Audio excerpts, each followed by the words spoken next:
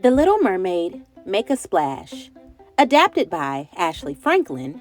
Illustrated by Paul KELLAM. Down in the sea lives an adventurous young mermaid. Her name is Ariel, and she's one of King Triton's daughters of the seven seas. But this young princess is far from her underwater castle. She is exploring a shipwreck with her best friend Flounder. Ariel loves finding and collecting things from the human world. Ariel discovers a new treasure. She can only imagine what it's used for. She shows it to her friend Scuttle. Scuttle is an expert on all things human. "It's a dinglehopper," she tells Ariel. When King Triton learns about Ariel's adventures, he warns her to stay away from humans and everything connected to their world. King Triton thinks humans are dangerous, and he wants to keep his daughters safe. Evening falls, and so does Ariel's spirits. She sneaks off to her underwater grotto. "I just don't understand how a world that makes such wonderful things could be so bad," she says as she swims among her collection of gizmos and gadgets.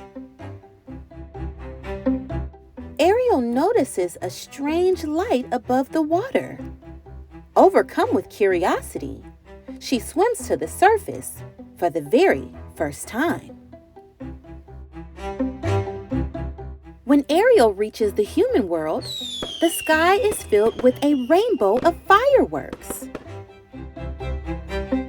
Ariel spots a huge ship crowded with sailors.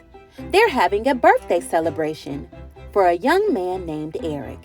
He's a prince and loves adventures, just like Ariel. The sky darkens and the party comes to an end. Huge waves toss the ship back and forth. Eric and his crew are no match for the storm. Crash! The ship smashes into jagged rocks, and a fire breaks out. Eric helps his crew get off the ship safely, but after going back to save his dog Max, Eric is thrown overboard. Ariel springs into action, saving the young prince's life. She's a hero. Ariel carefully lays Eric ashore and sings him a sweet song. She wishes she could be a part of his world, but she must hurry back to her own. When Eric wakes up, Ariel is gone. He can remember only her song. Sebastian the crab, King Triton's advisor, lets it slip to the king that Ariel has helped a human. King Triton is furious and goes to her grotto. "Promise me that you will never look for him again," he orders Ariel. But Ariel can't make that promise. Angry that Ariel won't listen to him, Triton uses his magical trident to destroy her treasures.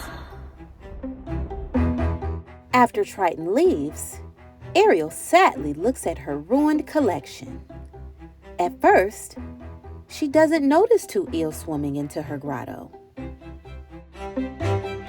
They introduce her to Ursula, the sea witch.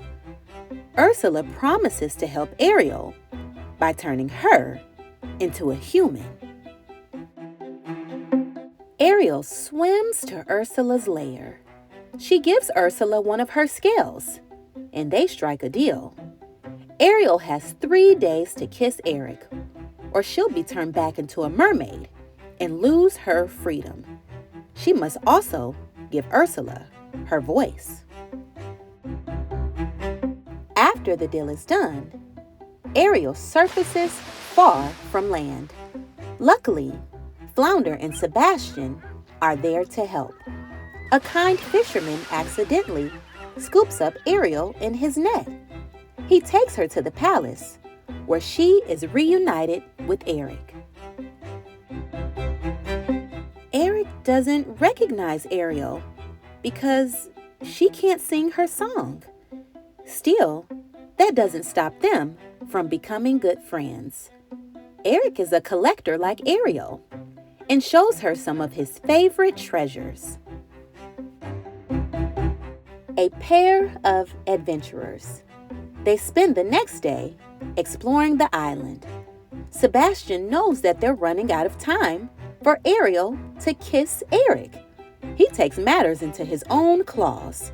With the help of friends, he sets the scene for a romantic evening. But just as Ariel and Eric are about to kiss, Ursula's evil eels tip over their boat. On Ariel's third day at the palace, she wakes up to discover that Eric has decided to marry a woman named Vanessa.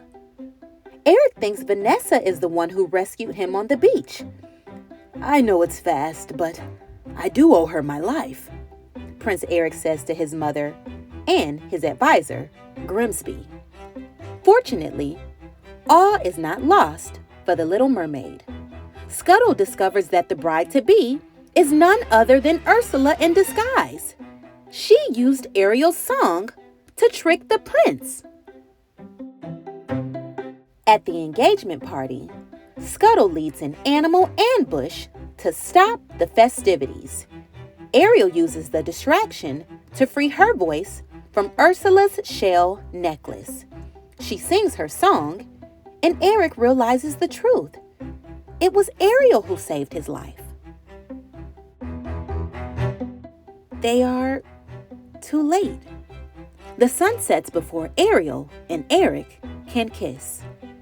Ariel turns back into a mermaid, and Ursula drags her into the ocean. When the sea witch tells King Triton of Ariel's deal, the king trades his freedom and magical trident for Ariel's release. The newly powerful Ursula seems unbeatable, but Ariel refuses to give up. She steers a wrecked ship into Ursula and defeats her. With Ursula gone, King Triton regains his power and gives Ariel the greatest gift, the gift of choice. She chooses to be a human, and Triton uses his power to make her wish come true. Together, Princess Ariel and Prince Eric unite two kingdoms that once seemed worlds apart. Now, they are ready to explore uncharted waters and find their next adventure. Hey friends, it's me, Miss Olivia. Thank you so much for listening in to The Little Mermaid, Make a Splash. Please support the author and illustrator of this book by purchasing your very own copy. You can even watch this movie. Until next time, my name is Miss Olivia. This is Miss Olivia Reads, and I cannot wait for you to join me for another reading adventure very soon. Bye, friends.